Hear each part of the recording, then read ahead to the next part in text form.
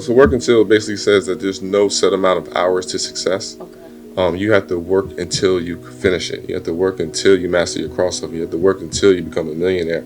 It's falling in love with the process.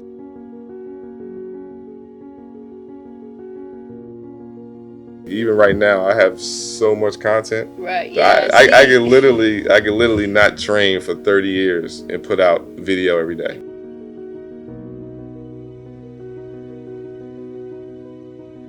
Having God first, I'm a Christian man, and working until, and like when you combine those things, it's just you're unbeatable.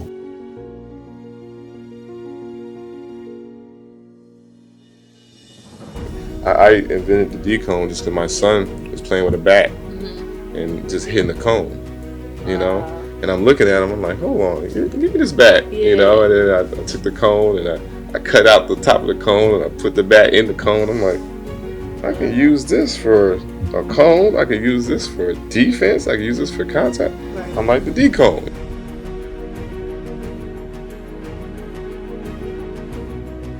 A lot of people talk about, do you need college? Do you need school? Right? Yeah. And you have to understand that you have to be a student of life. Whatever it is, you have to be a student. So even the guy that says you don't need it, but he self-educated himself, he was a student. All right, so it's very important that student athletes understand that this process is not for you to just be in class and get a free education. Right. And you got to go in there. You have to actually learn stuff. You have to learn how to research because I'm up all night doing this stuff. Yeah. Talking to people in different countries and trying to figure out language barriers and blah. If you're not a student, it's not going to work for you.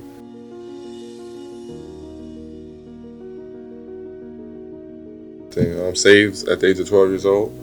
Obviously, it's a journey, not perfect at all. But without God and just professing Jesus Christ as Lord and Savior, I don't think I'd be where I am today because I have faith. Like I literally, my mother taught me I can do all things through Christ, and I believed it. And it wasn't until I got older that I realized that a lot of people, don't believe it.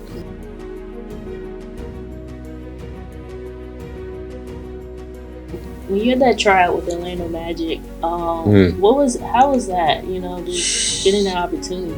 Oh man, that was crazy because you're talking about 2003, and just to get a call because I went from Division I of Buffalo down to Division II, and then North Florida's going Division I after I left. Right. But at the time it's Division II, so for me to take a step back, so to speak, in people's eyes, but then also get the opportunity to play in front of NBA execs. Especially at that time, we didn't have a G League or anything like that. Like, this is your only shot.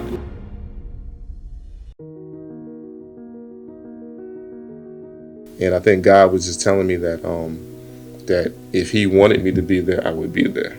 No matter your circumstances, God is in control. And you're going to be where He wants you to be. Like, if it's for you, it's for you. And I took that lesson. And a couple of weeks later, there was a lady from my church. I was talking to my guy. Yeah. And she just said, can I interrupt the conversation?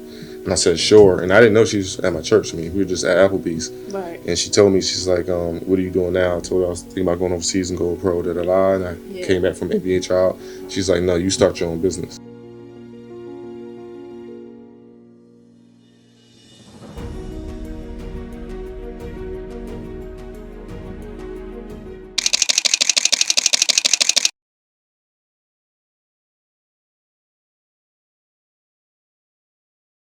Welcome to Talks with Tay. I'm Taylor Brown. I'm here with Coach Koran Godwin. Coach Godwin is an NBA skills trainer. Also is an all-time leading scorer at the University of North Florida.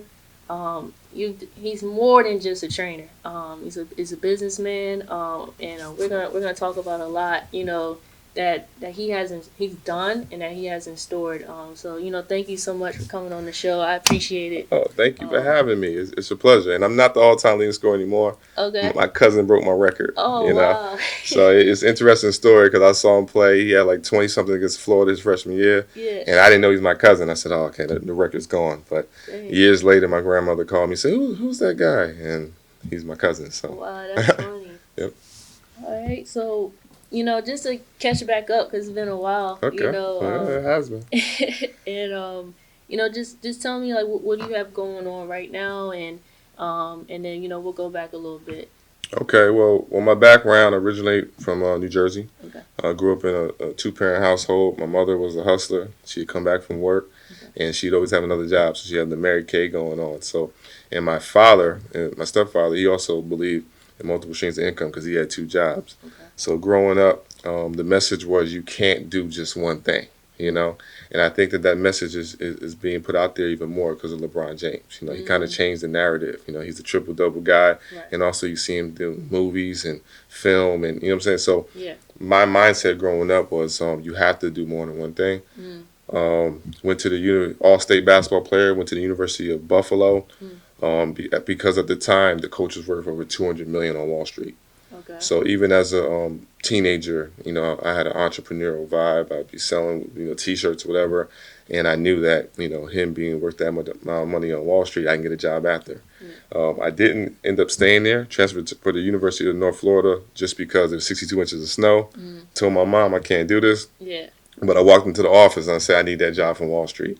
So when I got the opportunity to come home from Florida every year, I had a job working in the World Financial Center and got to understand how that works, how money works on that level, you know, be able to sit with millionaires and stuff like that. So that was an invaluable education as I was doing my college thing. Went to North Florida, 2.5 years, broke the scoring record. Yeah. Awesome time, 5 minutes from the beach. Called up by the Orlando Magic Okay. after I finished my playing career. I just couldn't go anymore. My ankles were just done. I mean, we just didn't have the technology that we have now as far as, you know, I had flat feet and I'm twisting my ankles left and right. Yeah. And the rehab, I really needed that. But I ended up going into coaching, Okay. you know, and that was my first foray. My coach said, he said, Koran, you know, brought me to the office, and this was after the Orlando Magic workout. I talked to one of my guys, it's actually from the DMV area, Okay. about going straight overseas, but at the time I didn't finish my degree. Okay. So he said, don't worry about overseas. He was like, you know, and the money's good, but, you know, you need to really finish your degree Okay. and figure things out. Okay. Jumped into coaching and just went on from there. Became a high school coach, Okay. also a trainer. You know, the lessons from my mom, never do one thing. Yeah. I was at Nice High School 2 years later. I'm the head coach there. You know, still have my training program. I ended up writing a book, Everyone Hates a Ball Hawk, but they all love a score. Yeah. After that, I went to DVDs because someone said you should put all this stuff on film. So that's why when I was training you, everything was on film. And it's just crazy. Like even right now, I have so much content. Right. Yeah. I can literally not train for 30 years and put out video every day. It'd be good. Yeah. Like I literally have like, you know, So this much.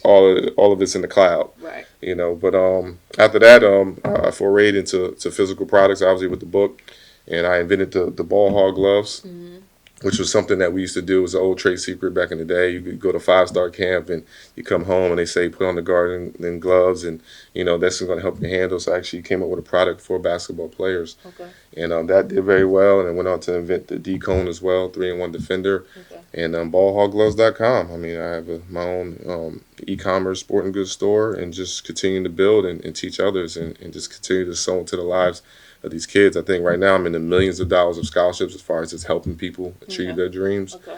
and also having different conversations about their future and what they're doing. So I'm glad to be on your platform. No, man, it's an honor to have you on the show. Seriously. Just going back to like McNamara, you Okay. know, just seeing you, you know, work with the players, even me working out with you a couple of times, like, I mean, I've seen you take players that pretty much nobody really knows about, you know, and you make them known because of your platform, and like you have the whole branding, like you got the videos up, the cameras up, and you created branding packages, and a lot of people weren't doing that back then. And just seeing how things are now, everybody's doing what you were doing before. Yeah. So just talk about like what was your strategy or your mindset when you first started. So I think when I think about that question, I was just fortunate. You know, I'm about to be 40, so I was born in 1980, right? So you got to figure YouTube started in 2005. All right, that's when no one knew about it. So in 2006, a couple people were on there. If you research anything on YouTube, it'd just be like old clips of Martin or whatever, you know. Right. So I was one of the first trainers on social media. Okay. You know, so that gave me advantage because I developed a platform. Even though the people that are 10 years younger than me, 15 younger than me, a lot of them end up watching my stuff. Yeah. So when that first person told me in 2006 to put that stuff on there, I didn't know how powerful that would be. And I just continue to build that brand. I know in the 90s, when I was coming up, everything was based on having a big company. Well, things switch with social media. People want to know who you are. They want to support you. Right. So I decided to brand Coach Godwin, which is myself, and just telling a story. I mean, that's what people want. I didn't want my brand dependent on players. Like some people may say, okay, if I get this NBA player, what I'm saying, doesn't blow up my brand. It's really being authentic, telling stories. Like everyone I train, you see them over and over again through the years. And then you see them sign the scholarship papers, which is one of the happiest days of my life, and for them too and their family because they put in so much grit. Right. But never been one to chase names because I wanted the value of my brand to be dependent on my work. Okay.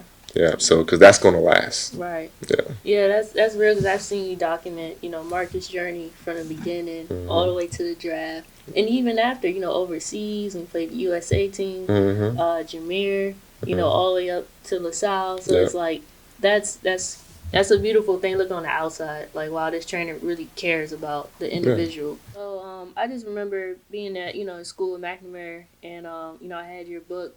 Everyone hates Ball hog, but you love the score. But I remember just reading it, and I would look next to me, someone else had the book, so it was just like you had an impact for the youth, and I think that's so important because we talked about I could relate to that being a leading scorer and you taking all this heat, from the whole, the team, everyone, the coach. Yeah. Talk about what was your overall message? What did you want to get across in that book? Well, my I always say God first, work until. All right, and during my 20s, and you're in your 20s now, I feel like it's your time to shoot the most shots, experience the most things. And at the time, I was writing for an online blog, and I kept on getting all these questions: how you do this, how you do this, da da da. So I said, why don't I just put it all into a book? Okay. Because I believe that if you're really a giver and you're authentic, that other people can actually benefit it. You know what I'm saying? It's just biblical scriptures, and the more you give, the more you're gonna receive. Right. So that book was just an account of my life and my mythology is pertaining to scoring, and also different life skills that derive from basketball. And that's what I really want to give people. Obviously, basketball, everybody wants to go to the NBA, this and that, but my alternative or objective is really to help people use basketball to become better in life. Right. Okay. And then work until, I think that's a great message that because it's you can think about it in so many ways, work until what, work until you make it, till you achieve, till you accomplish something. So just explain that work until and how did you come up with it? Yeah, so work until basically says that there's no set amount of hours to success. Okay. You have to work until you finish it. You have to work until you master your crossover. You have to work until you become a millionaire. It's falling in love with the process. It's dedication. It's discipline. Right. And God gave me that vision in those two words. And it just when he gave it to me, I said, okay, I got to put this on all my stuff, all my T-shirts, all everything, because it embodies the process for whatever it is that you're trying to accomplish. So those two words together just so powerful. So that's really what I want, people that actually follow me on social media or people that I'm actually training in person to really live by. Right. Is that work until. And I'm starting to see it. Now it's funny because the other day, I think 2 years ago, actually, the first guy I trained has a son, and I trained his son.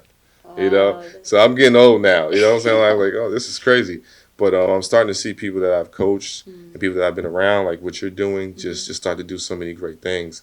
And I believe that having God first, I'm a Christian man, and working until, and when you combine those things, it's just you're unbeatable. Right. Yeah. So one thing I like about what you're doing, what you've done, is that you'll start one thing and you will always expand, and you keep expanding. So just having your products. Talk about the ball hog gloves, and I remember wearing those. Yep. I was in high school, college. I would have them at George Mason, just practicing with the ball hog gloves. So talk about how did you come up with that idea? Okay, so as far as just becoming an inventor, I always had things in my head. I have a business side. I also have a creative side. So my creative side said, you got to invent something. And I thought it was going to be something fancy, some gadget that you put on the court, Right. But, when God revealed it to me, it was just like going back into your past. Like, what did you used to do?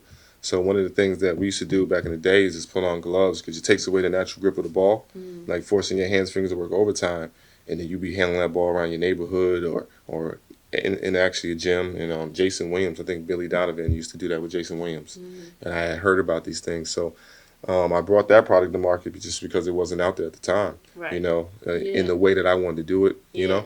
So it just kept on going. I think now I'm up to 14 products. Okay. And as you said, like once you get your foot in your door and you learn a process, I mean, it's not easy by any stretch of the imagination, but you just continue to work until it continue to go. Yeah. So it just turned into what it is now, to where anything like I invented the decone just because my son was playing with a bat and just hitting the cone, Wow. And I'm looking at him, I'm like, hold on, give me this bat, And then I took the cone and I cut out the top of the cone and I put the bat in the cone. I'm like, I can use this for a cone. I can use this for defense. I can use this for contact. Right. I'm like the decone. You know what I'm saying? So that's how that came about. But I think that the underlying principle is that a lot of people talk about do you need college? Do you need school? Right? Yeah. And you have to understand that you have to be a student of life. Whatever it is, you have to be a student. Okay. So even the guy that says you don't need it, but he self-educated himself. He was a student.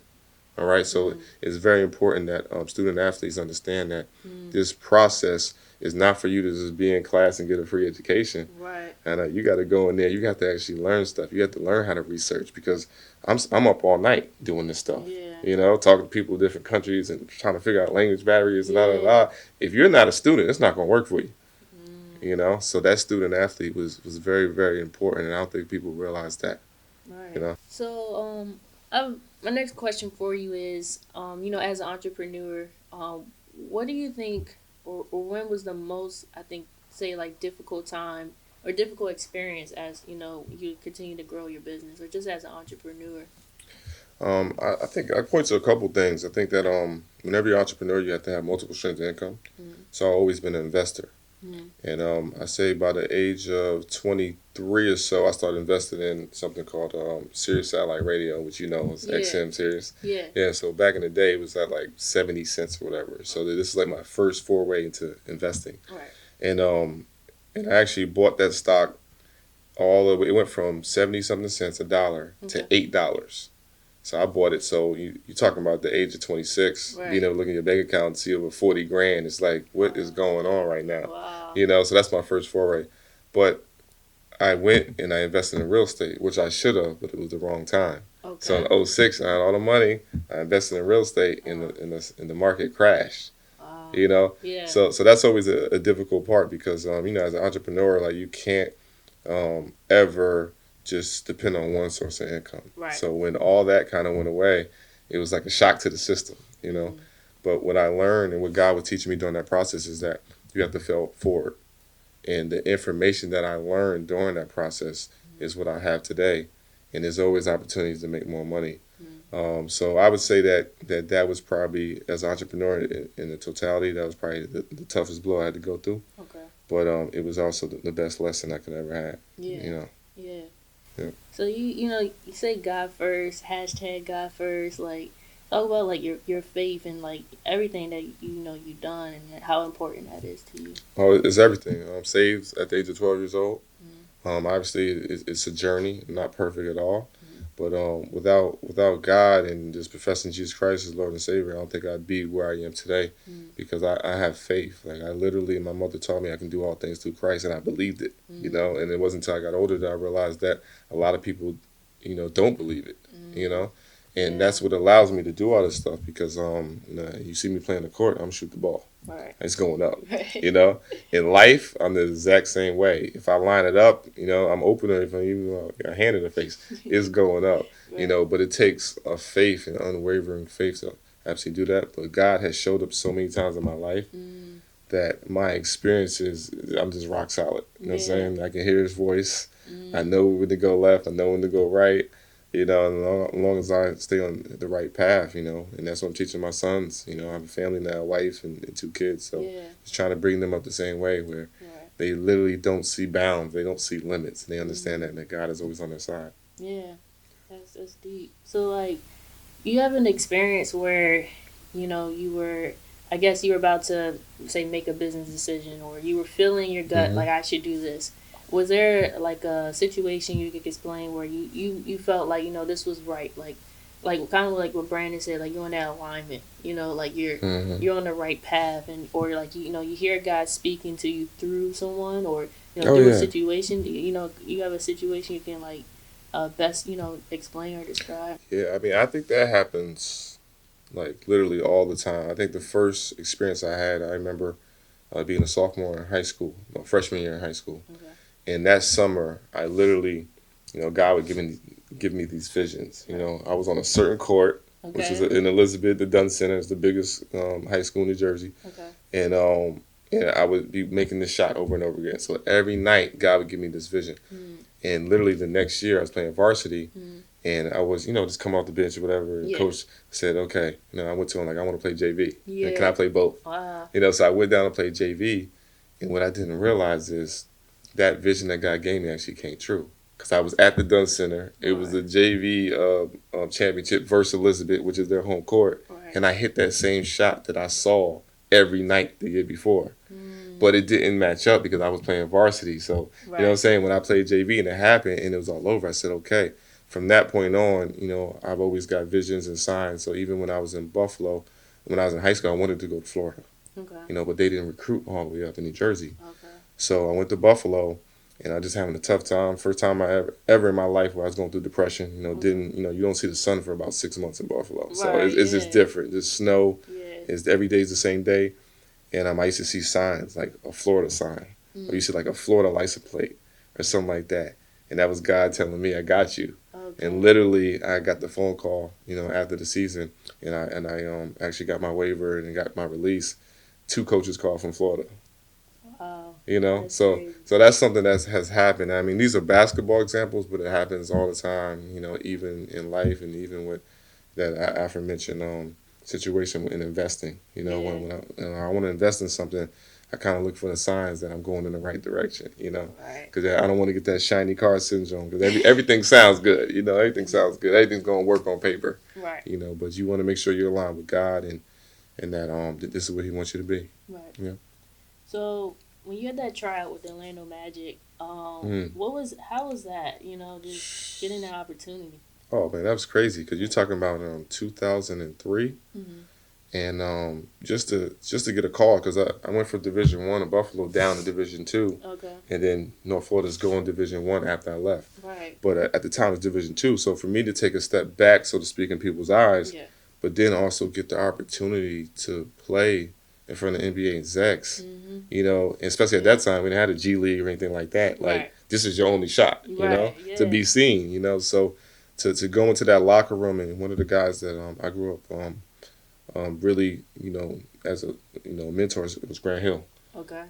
Grew up idolizing him, Yeah. and when I walked in, that's the first thing I saw was his jersey hanging up. Yeah. So the experience was awesome. It was Amari Stoudemire's first workout. Okay. And I know, it was myself, a guy named Ryan Humphrey that went to Notre Dame, Tamar Slay that I actually played against him when I was at Buffalo. He went to Marshall. Okay. And then it was Omari Stoudemire, who I never heard of before because he Right. went to a couple high schools. You know what I'm saying? So I'm like, hey, you got a high school kid coming in? Wow. So, and I never forget it. We out there, we working out, and we do a pick and roll drill. Mm-hmm. And I give him the bounce pass. He catches the ball and does a 360 off the roll. Wow. And I'm like, who is this kid? Well, I found out, I think he was rookie of the year that year or runner up or something like that. But, it was just an awesome experience. I think it was the pinnacle. Okay. I figured like, I can't get higher than this. I can go overseas, I can, do something. But, I mean, this is the NBA. Mm-hmm. And I think God was just telling me that that if He wanted me to be there, I would be there. Mm-hmm. No matter your circumstances, Mm-hmm. God is in control. Yeah. And you're going to be where He wants you to be. Like if it's for you, it's for you. And I took that lesson. And a couple of weeks later, there was a lady from my church. I was talking to my guy, Yeah. and she just said, can I interrupt the conversation? And I said, sure. And I didn't know she was at my church. I mean, we were just at Applebee's. Right. And she told me, she's like, what are you doing now? I told her I was thinking about going overseas and going pro, da-da-da. And I came back from NBA Tryout. She's like, no, you start your own business. I'm like, wow, And then I'm like, that's interesting. She doesn't even know me. Yeah. But then she went on to tell my boy all his business that I knew. So that's when I knew she was anointed because he's over here freaking out. Like, do you know her? Did you tell her my business? I'm like, I don't know who she is. Right. You know, but that marked the beginning of me just starting, Jumpstart Hoops and the training business and ballhogloves.com. So, Right. yeah. So. Wow, that's a story. So, out of all the players, I want to ask you because I feel like just seeing the players that you train, they all work hard, like they all outwork. But if you had to pick one, what player or can you pick one you think that outworks everyone? Outworks It's probably tough, but I can't I can't because you got guys like Marcus, you got Thorin, Jameer Mochi, Cody Pugh, you got some of the pros that I've been able to work out with. Yeah. I just think I think on that level, like when you really hit the work until, Okay. like if you search like Coach Godwin, Jameer Mochi, broken arm, right? Mm-hmm. And you watch that video where you have a guy that's in an arm cast, his shooting arm. He's in a whole arm cast. Right. Now most guys will sit out if they got a finger broke. Yeah. Like literally, no shorts. They're in their warm up suit. They're not running. Nothing's wrong with their legs. Nothing. Right. He's in an arm cast. Right after school, he worked out with the team. Right. He went to the weight room working on one arm. Right. And then he comes to me. It's at 8:00 at night. And he's working out with me, and we're working. And we did the whole workout, shooting threes with his left hand, everything with his left hand. I think that a lot of guys that I've trained, when they buy into it, God first work until, it's just a mentality. You know what I'm saying? So I can't say that one works harder than the other. They all have that mentality. Yeah. And as you see I don't train everybody. Yeah. Because everybody's not for me and I'm not for everybody. It's just like having a fitness trainer. Like, everyone's different. So, and I don't mind that. Like, some guys, like, depending on where you are and how hard you want to work, where you want to go, this guy may be better for you. Everyone's different. Yeah. But my guys, I just want them to reach that pinnacle because when they do that, I know that they'll be okay in life. Yeah. Like I really don't care about basketball, to be honest with you. Like I want them to get a scholarship, a free education. That's what I want. And after that, I want them to be successful in life. That's what I'm here for. No, I could totally resonate with that. My junior year, I came to one of your workouts. I remember, I went back to Mason, and I felt like my game just went to a whole nother level. And I'm not even just saying I'm being real. Like, it was just like your workouts, you're kind of like working out through fatigue a little bit. Yeah. And you're pushing through, and you're still making shots, and you're still doing step back. So it's like when you go back to your school, you go back to your team, you're ahead of everybody. That's just like what I experienced with your workout, and it's just like it takes you to the next level for sure. Yeah, I appreciate that, and that's why I don't work just with any and everybody. Like, there's always a process. Usually it's a referral because I like to know about the kid and the family, because I feel like that when I'm aligned with the family, no matter how hard I make you work, you'll come back. If that's not aligned and you work hard that one time, you're like, shoot, man, I can't do that no more. Like, you know what I'm saying? And then you'll just leave. You know what I'm saying? But if everyone's on the same plane, like it's me and your mom and me and your dad, and we're all together, I'm like, we're going to get it in. You're going to get one water break probably, and you're going to have to push through. And the social proof is in the pudding because you probably saw me work somebody else out. Right. So okay, they did it. Yeah. You know what I'm saying? Like, I got to do it too. Right. Like everyone has to do it. And not to say that I don't work with kids that don't have strong work ethics, because every now and then I do get with a parent and say, look, he's not there yet, but can you just work with him? And some of them gradually they'll get there. Right. Yeah. All right. So I have two more questions for you. As a trainer, I think one of the hardest things, you probably could tell me more, is like trying to find gym space, or what are the difficult things about being a trainer? That's just one thing No, that's the absolute deal breaker right there. Because if you don't have a gym or gym access, I mean, some areas of the country, like even when I was in Florida, it's a little bit harder. Like here, they're a lot more basketball friendly, because I would say that this is probably the mecca right now. Just so PG County and having the thousands of players going to play college. So people are used to a culture of just talented players. Right. So, you can get, gym space, if you know the right people. But, I would say that is the hardest factor, is actually getting gym space. But I started off as a coach as well, as you know. Yeah. So that allowed me to already have the gym space because I'm giving my time and I'm actually coaching kids. Like I'm not just a trainer, I'm a real coach as well. Yeah. So that made it a little easier. And then some guys go on to actually get their own gym. Which is admirable as well. It's just that you got to make sure you get that overhead. You know what I'm saying? That monthly payment's coming. You got to figure that out as well. So I think there's always pluses and minuses. For me, I just look at attentions. I have two boys, so maybe if I'm out of town and they have to train somewhere, the things that I'm going to be looking at for in that trainer go beyond basketball. You know what I'm saying? What type of person are you? Like, because if I'm entrusting my kid to you, they're looking at you as a role model. You know what I'm saying? What standard are you setting for them? That's so important. Yeah. So that's kind of how I see it. Yeah. So actually, I have 3 more questions. No, you can go on. This is conversation. So did you go out to the Virginia area to train? Are you still in this area? Have you trained outside in Virginia? Well, I've been to Virginia a couple of times. It's funny, like when I first got here, I used to go out to Virginia to set up like a vending booth, so to speak. Okay. Simon's, my guy Simon's owned the gym. Okay. And I used to be there selling books and stuff like that. Right. So yeah, I've been out there, but primarily here. And the Virginia, I do get Virginia players that come over even now. Okay. And usually Alexandria because they right over the bridge. Right. Yeah. And I have some that come over from Fairfax area as well. Yeah. Yeah. I just want to ask you, what's the difference from like players from here more in the DC, Maryland area, and then like Virginia, or is it just all the same? Is it just like they all work hard, or is it different type of talent?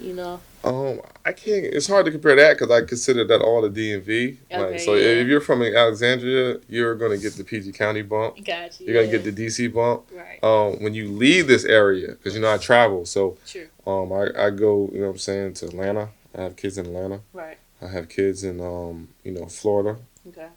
I have kids in New Jersey where I'm from, and I think that just the culture of basketball is different everywhere you go. Like in Atlanta, I'm starting to see it go like this now. Okay. You know what I'm saying? Because you have tremendous athletes down there. Right. A lot of them used to play football. Now they're starting to play basketball. You get a lot of love playing basketball, mixtapes and all that stuff. So, just being able to go down there and work with some of those guys, like Alex Ocano, hard worker. He plays at Duke. He started when Zion Williamson went down last year. Ashton Hagen's another Atlanta guy. He starts for Kentucky. So like I said, I start to see it becomes a mentality thing. And like some kids, like they just have it. Yeah. They just have it. So in the DMV, the thing that's cool about DMV is that iron sharpens iron. Mm-hmm. So you may have some kids that don't have it initially, but because they're in an environment, when they get out of that environment, there's tons of players that you say, oh, he shouldn't go there. Right. He ends up starting or he ends up playing. I think here you fundamentally understand the game of basketball because you have kids getting trained at 5 years old here. Yep, that's when I started. Like professional training at 5 years old is absolutely utterly ridiculous. You know what I'm saying? But that's the culture that we create. So I think here these skills are fungible. But when you go out other places, you have those players that just have it. Like I just trained another kid named Zacco on Littleton, and he's going into a sophomore. He's a sophomore now. Hasn't played a game yet. His offers from Georgia Tech, But when I'm working him out, like you see it in his eyes. Yeah. You know what I'm saying? He's like Chav. I see in his eyes. Like when I first trained Ashton Hagen, I literally saw the kid. I trained him. I said, oh, he's going to Kentucky. Like when I first trained EJ Montgomery, he's in 8th grade. I was like, okay, he's going to Kentucky. Like I kind of knew. I just saw it. You know what I'm saying? So it's like it's something I think that it's a mentality.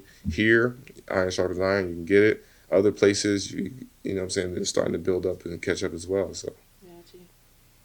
So more than just a trainer, you do a lot of other great things. Let's talk about your food show. Okay. So what's that about? Okay, so basically, I have my business partner, Stephen Bardo, a friend of mine. I met him a couple years ago in my 20s.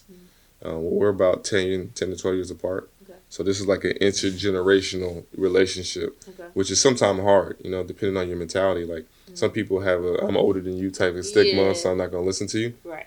But in this day and age, like I literally, I may have to do something for Photoshop or something, and I'll go on a YouTube video and be an 8-year-old. Yeah. Like I'm learning from an 8-year-old. Right. You know, Right. but he has the information. He Mhm. knows how to, he understands the app how to do it. So Right. with me and Steven, he works for Fox Sports. Okay. He does the Big Ten Network, Yep. and also the Big East games because Fox owns that. Okay. So he came to me, I say about 4 or 5 years ago. Mhm. You know, 5th year knowing each other. Like, oh man, I see what you're doing with your branding, your social media. You out here killing it. Da da da. Can you do something for me? Yeah. And for me, I'm doing my own thing. Right. You know what I'm saying? I'm on my own silo. I'm good. Like I Yeah. work well. Yeah. And but God was saying, like, if you really want to get to where I want you to be, you have to open yourself up to partnerships. You know what I'm saying? You can't do everything by yourself. Right. Right? So the 4th year, him asking me, like, Coach, man, you got to help me out. I'm like, okay, what can I do with Stephen Bardo? Okay. Yeah. Flying the Line, he played with Kendall Gill and those guys. I think it was 1989 Flying the Line. I think Dick Vitale coined that. Okay. So you have a brand that's like the Fab Five, Five Slammer Jammer that Flying the Line. He's the point guard. He gets drafted. He plays for Atlanta, plays for Detroit, all around. He forays because he has a gift for the gab into being in front of that camera. And he was like, look, I need to separate myself. So I looked at his background. He lives in Chicago. And what is Chicago known for? It's food, gangsters, you know what I'm saying? Southside and sports, right? That's what everybody knows him for. So he had 2 of those 3. He had the food and he had the sports. And when I told it to him, he didn't let me know. Yeah. He was like, wait, what's this guy got me doing? But he couldn't say anything because he asked me for Right. 4 years. So we go out there, you know what I'm saying? I'm the executive producer. So that means I have to do everything. I have to get the videographers. I have to vet the videographer. I got to interview guys. I got to get the pricing down, how much I'm going to pay him. Like, I actually do the whole thing to where all he has to do is walk in. Right. So he walks in. We knock out the first one, knock out the second one. We put out the first episode, which was on Big Jones, which is a great restaurant there, Southern-style food, one of the best fried chicken in Chicago. Okay. And it goes 150,000 views. Dang. So my vision was validated because I had to come up with the whole concept and stuff. And he saw what we were doing together. We just partnered up, and the first season was 20 episodes. We did close to 500,000 views. Wow. And now we're on season 2. And now we're traveling the world. You know what I'm saying? We're doing resorts. Yeah. And for me, it just goes back to it like, people don't understand that like basketball is one of the largest networks, period. Right. I mean, you talk about fraternities, the basketball network is huge, and I'm going to tell you why. When you're growing up, you can literally play on 4 basketball teams in a year. Rec team. Yeah. AAU teams. Right. Switch. Every team that you're on is at least 12 to 15 people. Every person you meet, times that by 4. Because you meet the mom, the dad, the Right. grandma, Yeah. little brother, little sister. So you're talking about by the time you get to high school, you have a network of thousands of people. Thousands. And they all know you. If you're good at the sport, it takes it to a whole nother dimension. Yeah. So with Bardo and I, we're both former basketball players. We understand the value of networking, the value of intergenerational networking, and that whoever has the information, let's go with it. Right. I had the plan here. He does his thing because he's an on-air talent. Yeah. And it just worked, man. It's just been a pleasure because that opened me up a lot to partnerships, understanding that you can't do it all yourself. And talk about that and just like, us, especially as African Americans, Oh, you know, man.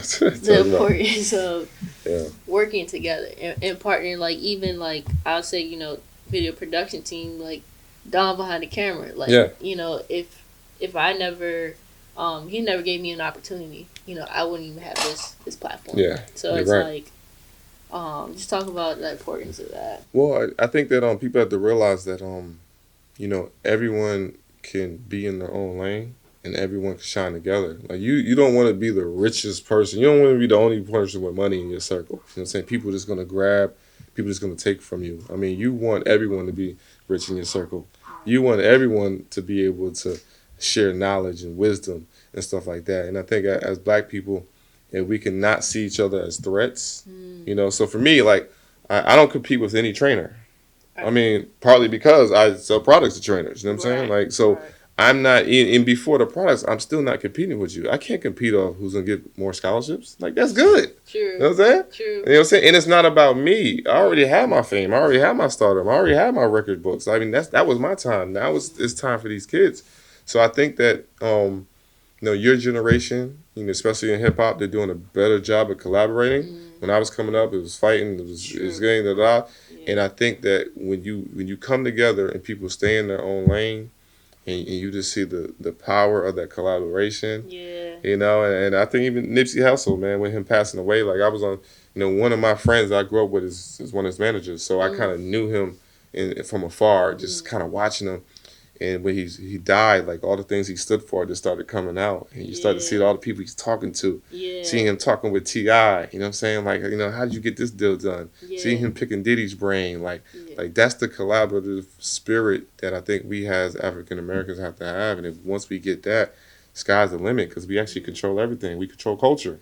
Yeah, we do. You know what I'm saying? We it's ours. Yeah. Drop a new dance and everybody's doing it. Yeah. And I think that, just to complete the circle, I mean, you got collaboration.